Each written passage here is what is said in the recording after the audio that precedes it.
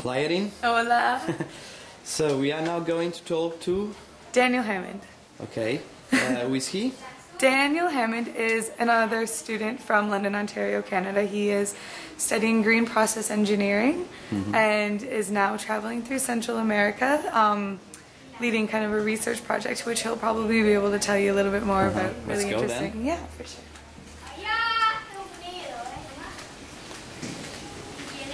Hola, Dan. Yes. How are you?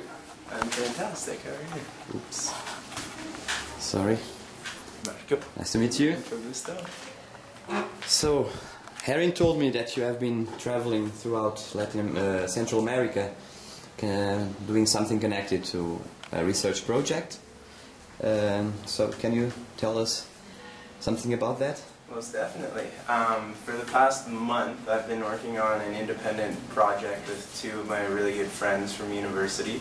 One of whom they both just graduated. One finished with his degree in political science and social justice and peace studies. The other one was in philosophy, social justice and peace studies.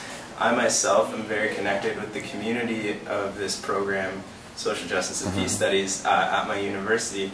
And that was really what inspired this project. So we've decided to call it the Latin American Solidarity Trail.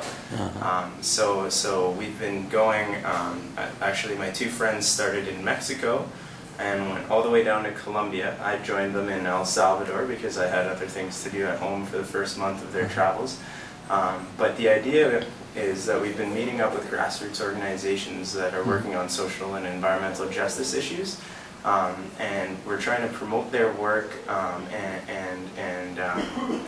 promote the idea of alternative traveling.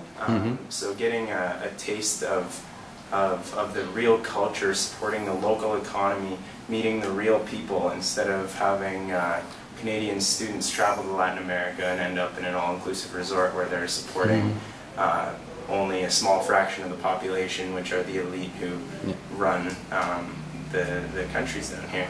And so we've been working on, we've been meeting with organizations that are working on environmental protection, so ecotourism projects. That's a big thing here in Latin America, where communities are starting to introduce tourists to the natural environment. It's been a huge thing in Costa Rica, one of the most successful contributions to their protection of their natural environment. So there's a lot of ecotourism developing all over Latin America.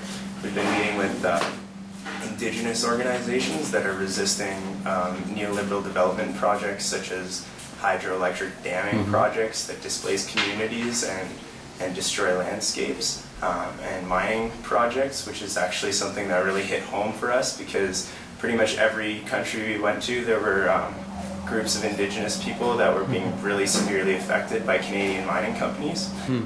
So for example, we've been blogging and doing video interviews with all these organizations and putting it up on our website. And so that's how we've been trying to relay these messages back home.